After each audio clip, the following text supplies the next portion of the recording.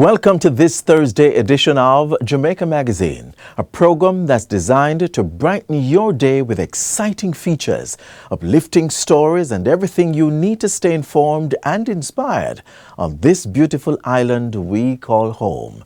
I'm Adrian Atkinson. Let's dive right in.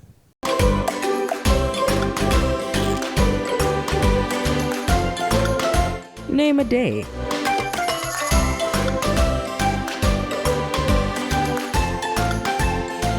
Any day in 2024, and new achievements were being unlocked.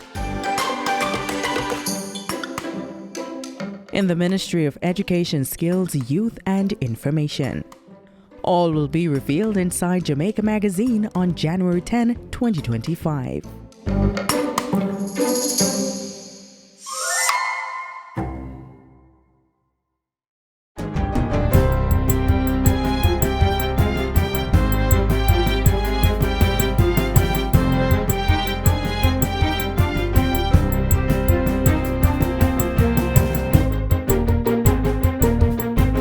Good day, I'm Twyla Whelan, and this is your JS News for Thursday, January 9, 2025. The Ministry of Health and Wellness has confirmed that no cases of human metapneumovirus, HMPV, have been detected in Jamaica. According to the Caribbean Public Health Agency, the current risk of HMPV to the Caribbean region is low but could increase over time. HMPV is a respiratory virus related to the respiratory syncytial virus, RSV, and can cause both upper and lower respiratory illnesses across all age groups. Vulnerable populations, including children under 5 years old, the elderly, and individuals with weakened immune systems, are at greater risk of severe illness. The symptoms of HMPV are like other respiratory viruses and include cough, fever, nasal congestion, and shortness of breath. In severe cases, these symptoms may escalate to bronchitis or pneumonia. The National Surveillance Unit within the ministry will continue to monitor the evolving epidemiological situation in Jamaica. Still on the health front, Chief Medical Officer CMO Dr. Jacqueline Visesa Mackenzie has reported an increase in respiratory illnesses in Jamaica, a trend typical for this time of year. However, the current rise remains below the alert or epidemic threshold. We are now in the influenza season when an increase in influenza cases is expected. However, the figures are in keeping with what is expected at this time of the year. Influenza A H1N1 pandemic strain is the predominant strain on the island, with 256 cases detected in circulation in 2024, followed by 64 cases of influenza A H3N2 and 5 cases of influenza B. In December, the number of hospital admissions for lower respiratory tract infections rose above the epidemic threshold in week 51. The ministry continues to monitor the situation in the hospitals and asks persons visiting health facilities to wear masks to prevent the spread of respiratory infections. The National Water Commission, NWC, is enhancing water resilience in Kingston and St. Andrew through ongoing water projects. That's the word from Minister with Responsibility for Water, Matthew Samuda, during the commissioning of the Port Royal Pipeline project on Tuesday. The installation was done at a cost of $533 million. Minister Samuda says the current water demand for Kingston and St. Andrew stands at 37 million gallons per day, a significant reduction from 55 million gallons in 2015. When you contemplate all of the high rises, all of the development, all of the significant investment that has gone into Kingston and St. Andrew, we're using significantly less water. In fact, we have moved from what we call non-revenue water, which is leaked or stolen, from being at 70 to 72% to being at approximately 38% in Kingston and St. Andrew. So what that means is that Kingston and St. Andrew is significantly more water resilient. It is significantly closer to being able to supply every single citizen with water in excess of 23 hours a day, which is a global standard for best practice. Further resilience will be supported by the second phase of the Rio Cobre Water Treatment Plant project set to begin this month. Additionally, Phase 2 of pipeline works along Washington Boulevard will commence in February, aimed at mitigating the effects of periodic droughts starting around that time. Minister Samuda also announced that the long-anticipated water line from Ferry to Rock Pond in St. Andrew will be constructed over the next 2 years at a cost of $1 billion, benefiting more than 30,000 residents. In other news, Sugarcane farmers now have the opportunity to adopt best practices for a sustainable industry with the launch of the Sugar Industry Authority Training Institute. This new initiative, developed by the Sugar Industry Authority in collaboration with the Ministry of Agriculture, aims to revitalize the sugar sector by enhancing productivity and efficiency. At the recent launch ceremony in Manchester, Agriculture Minister Floyd Green endorsed the institute, highlighting its pivotal role in revitalizing the sugar industry's viability and fostering sustainable growth. Through this institute, our farmers will be exposed to international best practices in sugar processing and cane production. We will foster and facilitate research to ensure that we're introducing sustainable tactics, crop improvement, and technological advancements in our sugar processing. The institute will focus on increasing productivity to maximize profitability for both farmers and manufacturers. Training will begin this month with online sessions, and face-to-face classes are to follow. The farmers need it. The manufacturers need it. Everyone, every stakeholder in the industry needs for this to happen. The National Water Commission is reporting that over 1,500 customers have applied for relief in the first 5 days of the 3-month amnesty initiative, which began on January 2. The amnesty includes the write-off of debt for pensioners and PATH beneficiaries whose water supply have been disconnected for 2 or more years, as well as a 50% reduction in arrears for customers disconnected for 6 months. Speaking with JS News, Acting Corporate Public Relations Manager Delano Williams says the NWC is expecting the numbers to significantly increase. Customers may contact us using our toll-free number 888-225-5692. They may also opt to use our web chat to submit requests via our website or to visit any of our locations in any of our parishes across the island. Mr. Williams says the amnesty will bring great value to its customers who are experiencing hardship, those seeking to clear their bills, and others who wish to become current with the Water Commission. The amnesty ends on March 31. And finally, the 4th phase of the single-use plastics ban, which began on July 1, 2024, takes effect today, January 9. As of now, plastic food containers are officially prohibited for distribution and use. However, Clause 2 of the Trade, that is, Plastic Packaging Materials Amendment Order 2024, provides an exemption for importers who ordered or purchased consignments prior to the cutoff date. Later this year, the ban will expand to include personal care and cosmetic products containing intentionally added plastic microbeads or microplastics starting July 1, 2025. This timeline ensures ample opportunity for thorough consultation and sensitization among private sector stakeholders and regulatory authorities, fostering a smooth transition to the new measures. And that's it for JS News Today. I'm Twyla Whelan. Thanks for watching.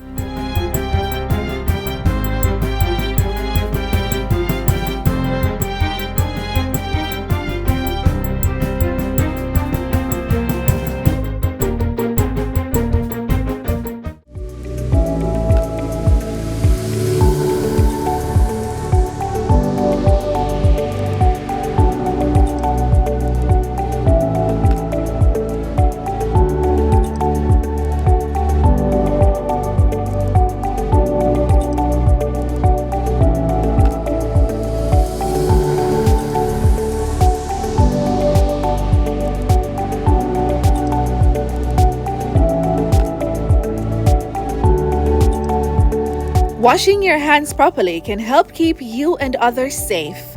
Remember to wash often, especially before eating or touching your face.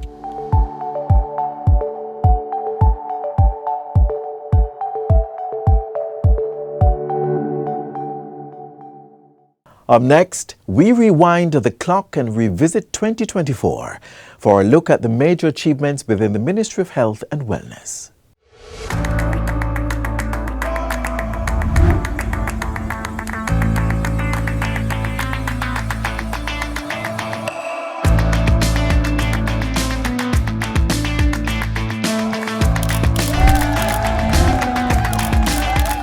What we're doing really is ushering in the electronic health record system.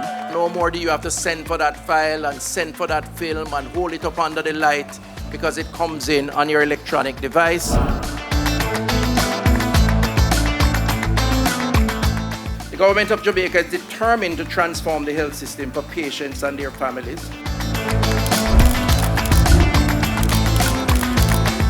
Critical for health staff to motivate them and to get their best output given the facilities that will be enhanced, and of course for those who will use the facility. The extensive upgrades undertaken at this and other facilities designated as SMART align with PAHO's and WHO's disaster risk reduction priorities, as well as Jamaica's climate change policy framework. And importantly, what is taking place here in the SMART facilities serves as a blueprint for other improvements that we see across the island.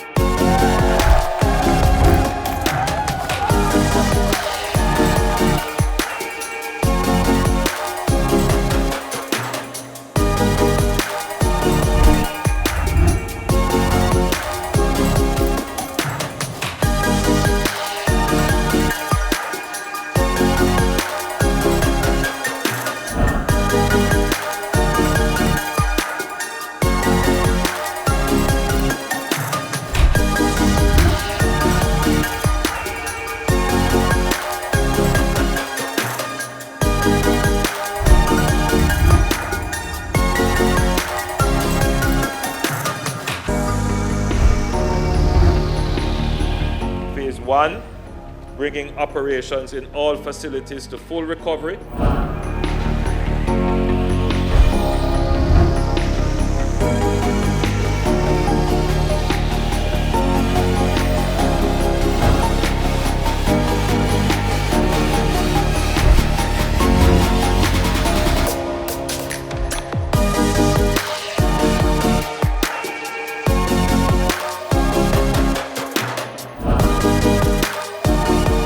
Given the WHO's declaration, the country has been on a high alert for the virus and, of course, in keeping with our ongoing surveillance.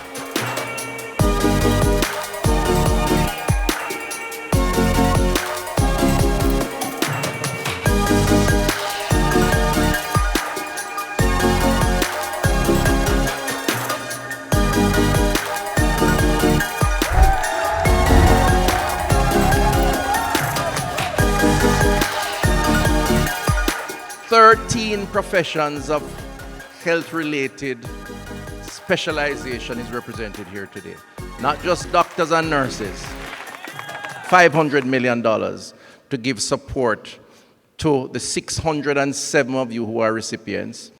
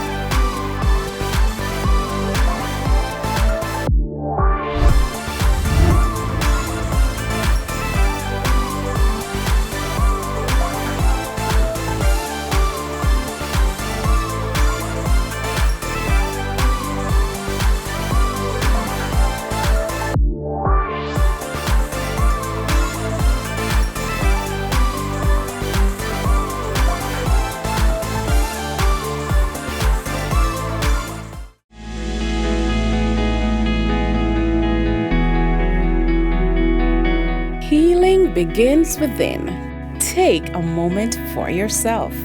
Healing is a journey. Start yours today.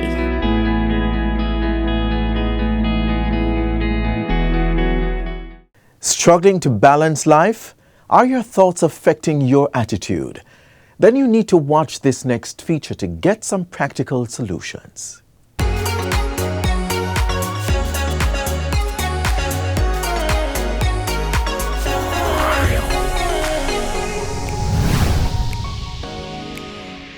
There's a saying, stop being afraid of what can go wrong and start being positive about what can go right. Now, who said that? We do not know, but what we do know is that sometimes it is easier said than done. And we know who said that because all of us say that. Thankfully, today we have someone who works with people, helping them to overcome personal challenges.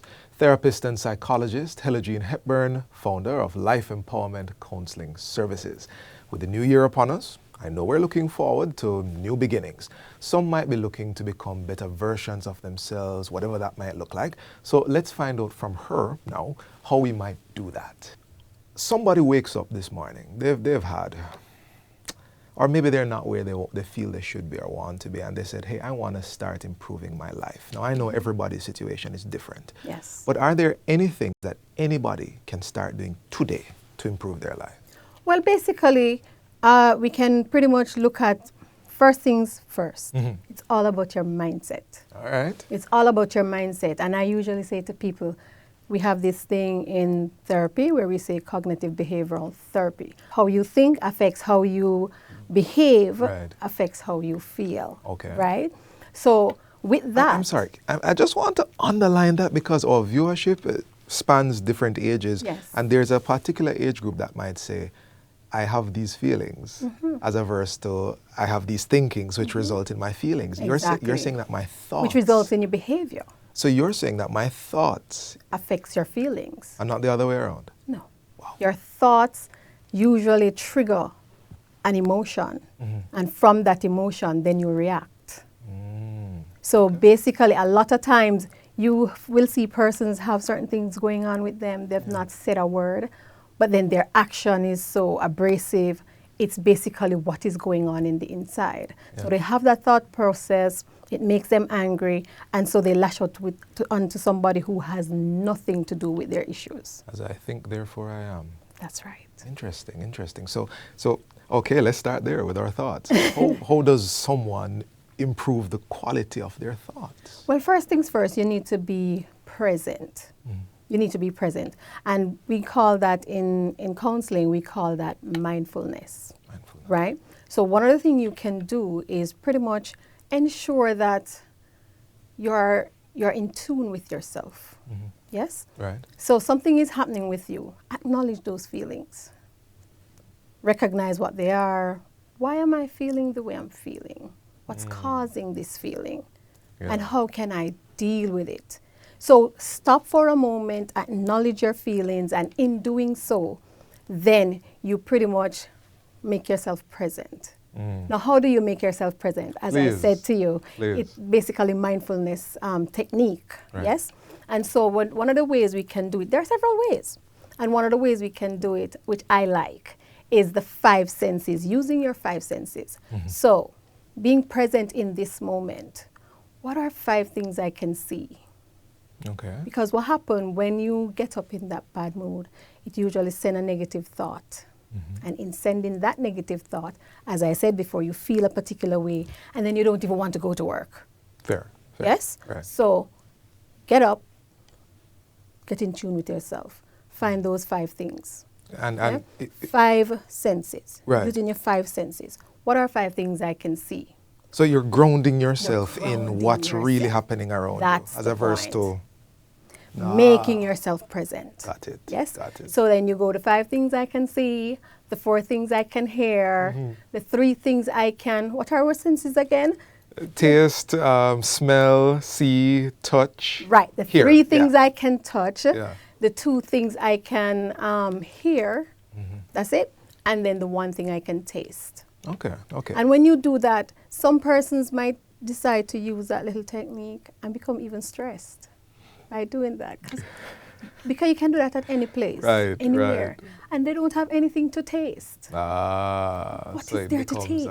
So they start getting all stressed. Don't get stressed. Yeah. All you need to do is think about something that you would love to taste. Okay. You know, this brings up something very interesting because as people look forward to the new year, they may be living in such a way that they self-limit, they self-doubt. And Yes. that question came up when you were thinking about the person being stressed, I don't have anything to taste. Oh, I failed at this, I That's can't right. get anything right. Yes. How would you recommend someone trying to go forward?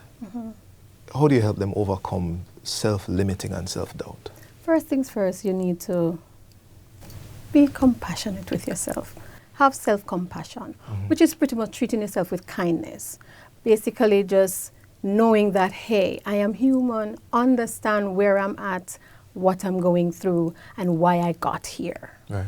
Yes? And then after you've done that, then you start thinking about, where did things go wrong? How can I fix it? What are the things that happened that caused me to be at this place? Right. And how can I fix this? Right? So that's the first thing you do, self-compassion. Right. After which you try to put yourself in a place where you try to set some goals. But before we even go to goals, one of the things I like best is that you put yourself in a position where you say, hold up. If I did this before and it worked, I was successful in this area, though I fail in this particular other thing, then naturally, if I find what the issues are, I can become successful again. We're in the last 10 seconds or so. As I mentioned, there's a wide cross-section of people who watch this program. Yeah. Young, old, male, female, stuck, not so stuck. Those who have succeeded already and feel the weight of second mountains to climb. What would you say to them in our closing seconds? Never give up. No matter how difficult things seem to you, there's always a light at the tunnel, and you may not always see that light. But bear in mind, as you go through the struggles, as you go through the trials, it is literally the Lord shaping your character in order for you to move forward, because there are greater things in store for you. Without those character, you won't attain the greater things. And so, therefore, it just says to me, never give up. Right. There's always hope. And you just have to remember this and push through.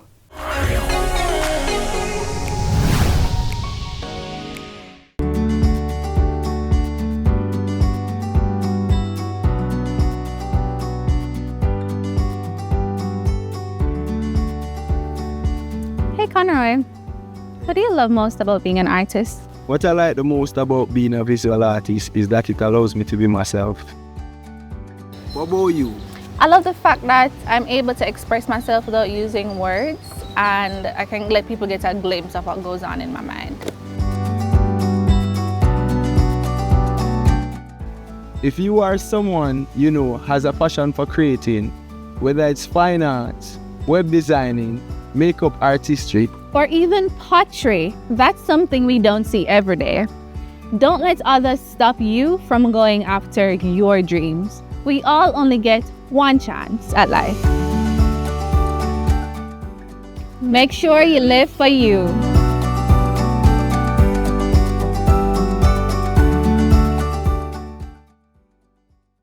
My name is Paige Garnett, and I'm the creative director and the owner of Zanesia Ceramics Candles Craft, and we're located here at the Artisan Village in Falmouth, Trelawney, Jamaica.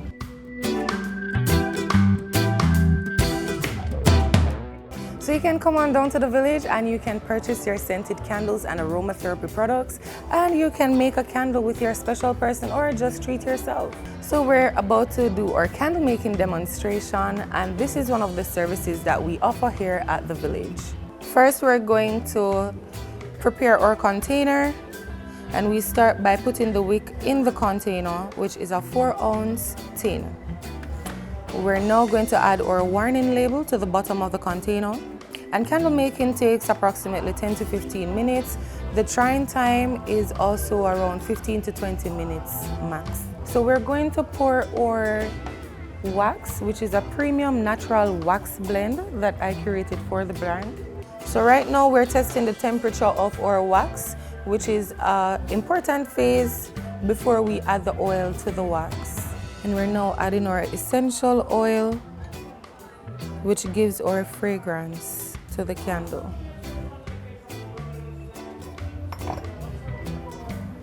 So I'm gonna be adding the Citrus Rush, which is a fragrance created by me. And we're gonna stir. So now we're pouring our wax content to our 4-ounce tin. And we're just going to allow it to cool and dry. And now I'm applying the wick holder, which helps to keep the wick in place.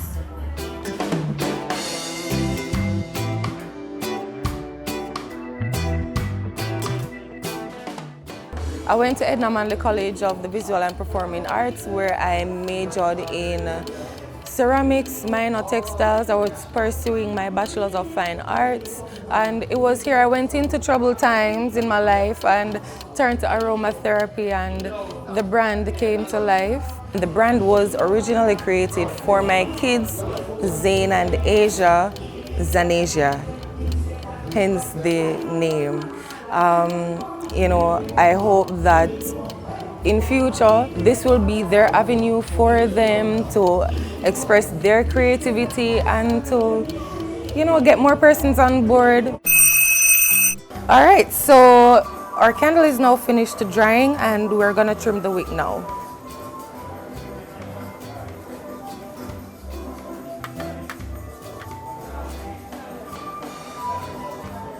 Just give it a gentle hold and cut. And that's it. Our product is now finished. Right?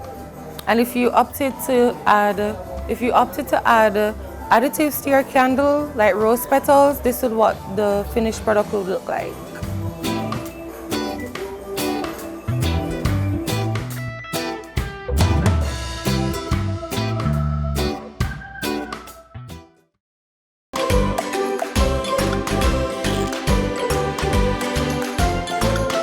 Name a day.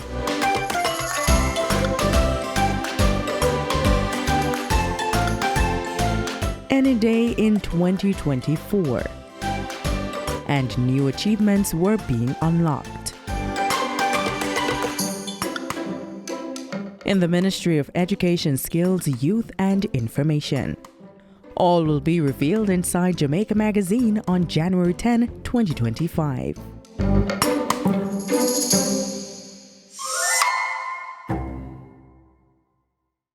This is where our journey ends, but only for today. Do join us again tomorrow and we'll bring you another informative program. In the meantime, stay connected via our website, jis.gov.jm. And while you're online, send your feedback to Jamaica Magazine at jis.gov.jm or via X at JIS News. You may also find us on all the major social media platforms and through our mobile app that's Android and iOS compatible. On behalf of the entire production team, I'm Adrian Atkinson. Do take care. This has been a production of the Jamaica Information Service, the voice of Jamaica.